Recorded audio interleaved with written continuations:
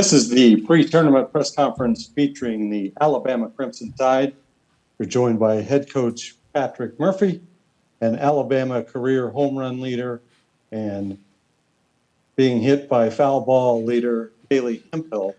This is the Crimson Tide's 13th Women's College World Series appearance after having defeated Kentucky in the Super Regional. Questions for coach or the student athlete will go to Jenny Carlson. Oh, goodness. I'm first up. This is the pressure. Hey, Patrick, Jenny Carlson with the Oklahoman. Hey, I wanted to ask you sort of a broad question here about instant replay. You guys, I think, had it in the SEC tournament maybe a couple years ago. I'm wondering if you can remember anything about how that went. And now with every game broadcast on ESPN, obviously cameras are available. Is that something you feel like has been talked at all about that could maybe become something that we see used in the game, especially in the NCAA tournament? Well, Jenny, first of all, thanks for the question. It was great to see you.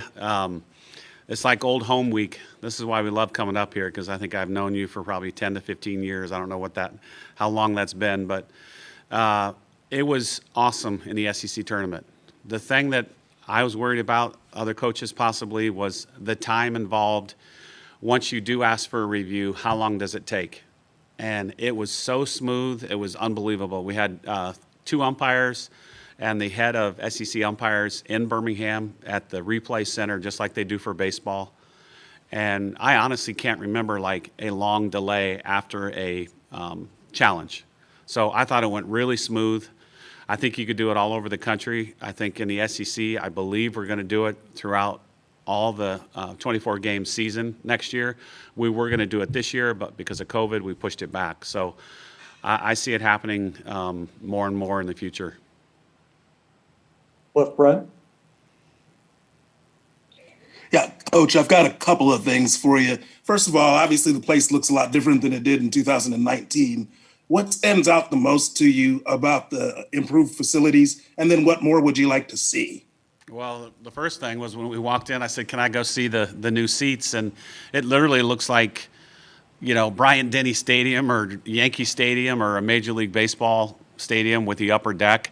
And then the hallway down to the practice fields, you used to be able to see all the way through. And then now it looks like a true Major League concourse area. So kudos to everybody involved. I know we've been waiting a long time to get up here to play here, and we can't wait to see all the fans. Something else, you probably ask me at the end of it, and I'll have a couple things. But right now, it just looks really, really good. And Bailey, how about for you as a student athlete, the stadium improvements? I think it's just really awesome to see the additions made since 2019. I mean, it already looks bigger and there's no fans in the stands. I mean, like Murph said, that was the first thing we looked at when we got here. So I'm excited to see what it looks like full of stands this week. Barry Trammell. Yeah, Patrick, Barry Trammell from the Oklahoman. When this thing first came to Oklahoma City 30 years ago, 1-0 was the standard. We ended up changing rules and yellow ball and all that stuff, try to get a little more offense. Has the pendulum swung too much? Is there too much offense in the game today? And thanks for the question. And again, another old friend. Appreciate it. I don't know. After this week, I think that's another good question to ask us at the end of the series, because the old adage, it's good pitching beats good hitting. So we'll see if that happens this week, because I know there's some very, very, very good pitchers. But there are some really scary offenses, mainly Oklahoma, Arizona. I mean, scary, scary home run hitters. So I think at times when we go on the road and we play at a park, the first thing I say, and I don't say it out loud to my team, but I say, man, they should have put their fences back maybe 10 feet. And when a lot of these stadiums were built, they were 190, 220, 190. And 190 is way too cheap of a home run right now. I mean, you can hit a pop-up and it goes out. And some of the stadiums that they built, they can't do anything with it because there's a berm area or there's basically a brick wall or something that you can't move it back at all. So if you're building a new stadium, make sure that you can move your fences back slightly. I would go at least 200, 225 in center. And 225, you can get a lot of triples in the game, and that makes it exciting as well. Michael Casagandre. Hey guys, for both Patrick and Bailey, I know 2 years ago you guys were there. It was the first time I think anybody on the current roster had been there. How much does that play a factor in not being as in awe of being in that moment? Start with Bailey, please. I think that's a huge advantage for us. We have some experienced players on this team. I think there's like 6 or 7 of us that are seniors in the starting lineup. So having that experience, not having that shock factor, the excitement is still there, obviously playing in the World Series, but being able to control the emotions a little better is going to be key for us. Yeah, Coach Murphy? a reporter asked me this morning about that as well. And, this past weekend in Super Regionals, Lexi Kilfoyle's out there as a second-year freshman pitching the second game. And I was talking to KJ Haney next to me in the dugout, and I said, this is the first time she's seen this type of crowd. And all of the freshmen, they basically had not gone through that. They hadn't been to a true Rhodes House experience. And I think it could help her this week because we had 3,700, 4,000 people. And, here it's going to be triple that. But I think just that experience of playing in front of that big of a crowd at home will help them this week. And like Bailey said, we have the 7 true seniors and the 4 other seniors that have been here. So experience kind of is on our side. Ronald Smith. Thank you. My question is for Bailey, and it's no question that this also will be your last year with the team. So right now in this moment, how is that sitting for you, knowing that whatever happens in this tournament will be the last time you'll be donning the jersey of Alabama? I just feel blessed right now. I mean, this is what you want to achieve when you play college softball, is play at the World Series. So knowing that the last time I put the uniform on at the World Series it makes my career ending a little easier, and hopefully I can finish with the national championship.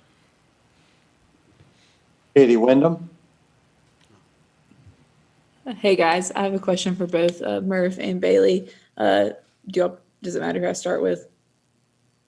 No. Okay, I'll start with Murph. Obviously, y'all played Arizona, or you have a lot of experience playing against them, but played them twice in Tuscaloosa last year, played them in Arizona the year before, and obviously at the World Series. So just kind of talk about what are some of the advantages and disadvantages to playing a team and program you're so familiar with? I'm glad you made it up, Katie. First, Coach Candrea is the gold standard of college softball, the all-time winningest coach, and he knows absolutely the game inside and out. So it's an honor to play against them the first round.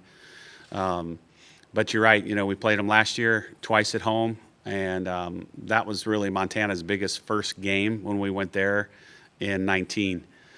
And they're very similar to us because they have a lot of kids back. They have a lot of experience in the World Series.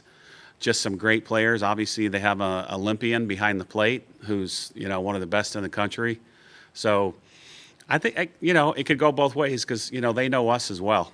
So I think it's going to be a very intriguing first-round matchup for sure. And Katie, your question for Bailey. Yes. And then for Bailey, just kind of talk about, he just asked you about this being your last experience, but being back in Oklahoma City, just kind of talk about your individual excitement level and then just kind of the level of the team after no World Series last year, just to be here in Oklahoma City and finally kind of reach this goal. Yeah, I think especially after last year, the uncertainty of what laid ahead of us, I thought my career was over last year when the season got canceled. And so obviously it was a big blessing that I got to come back this year and, to finish my career at the World Series again is where I wanted to finish out my career at Alabama. But I think the team's just really excited to be able to compete for a national championship, especially after not having that chance last year. Eric Bailey. Hey guys, this is for both the coach and Bailey. Kind of doing a fun feature on Dugout chants and just their importance in the game of softball. How much fun are they? Coach, do you have to adjust to them? Just your thoughts on Dugout chants. Start with Bailey, please. I think the Dugout chants get more and more creative every year. I think with the age of TikTok nowadays, those play a part. I'm not really sure. I'm a little older on the team, so I'm not really sure. But We have some very creative people. It makes the game more fun during the game because sometimes when it's 98 degrees and the fifth inning, it starts to drown out a little bit. But you get those creative dances and chants. It makes it a little more fun. Coach Murphy? And if she's too old, I'm ancient, so I don't even know what TikTok is. So, but my favorite probably of all time is our athletic director, before Mr. Byrne, was a gentleman named Bill Battle, who was one of my all-time favorites. And the team actually came up with a chant in his honor, and it was perfect because when a batter would have 2 strikes, they would chant for her to battle. And he actually heard it a couple times, so he felt honored as well. Caleb? This is a question for Coach Murph. This is Caleb McCurd from the Oklahoman, by the way. I want you to talk more about Mike Candrea a little bit. We talked to Patty earlier, and she said that, he's someone that, the sport really looks up to, the amount of times he's been to the World Series and his success. What do you think contributes to his success, and what do you think makes him one of the most dominant coaches in the sport? Well, I can remember being up here, and I think it was a sportscaster from Oklahoma City. We were going to play Arizona, and he asked me the same question, and I said, I want to be like Mike. And at the time, I was pretty young, and we were new up here, and he was the guy that everybody looked up to in softball and had won an ungodly amount of championships and games. And he really, Arizona was the gold standard, and he was the gold standard, and he had coached Olympic teams to gold medals. And, he has stayed current for a long time, and that's pretty cool as a coach. And, sometimes you think the game passes somebody by. It has not with him. And, I heard a quote on the other day when he was playing at Arkansas Super Regionals, and Jenny Dalton Hill was the announcer, and she played for him at Arizona.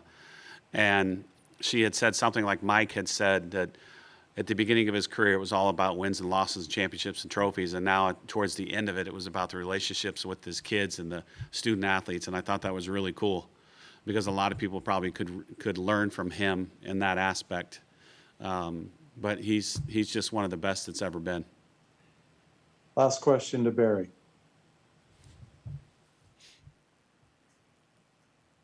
Yeah, Patrick, you mentioned when you came in about looking at the stadium and the sort of awesomeness of the structure. How do you foresee that affecting the atmosphere at all? Will it increase it? Is it a chance to decrease it? What are your thoughts? No, it'll increase it, Barry, for sure. And to me, you want it to be like an event, a special atmosphere for 8 teams. The last 8 standing in college softball, and when you go to the national championship, it should be like the pinnacle of the sport. And how can you not feel that way when you walk in and see the stadium? And like Bailey said, we walk in and it's empty right now. I can't imagine what it's going to be like. And I don't even know the capacity of 15, 16,000. But it's also like surround sound in your living room. You have the outfield bleachers. You have right behind each foul line. You have behind home plate, and then you have above home plate. And the sound itself is going to be incredible. So I can't wait to see it. And we can't say thanks enough on behalf of our team, our school, to both everybody in Oklahoma City, USA Softball, and the NCAA Softball Committee for really raising the bar for our sport. Coach Murphy and Bailey, thank you very much for your time. We appreciate it. Thank you. Thanks a lot.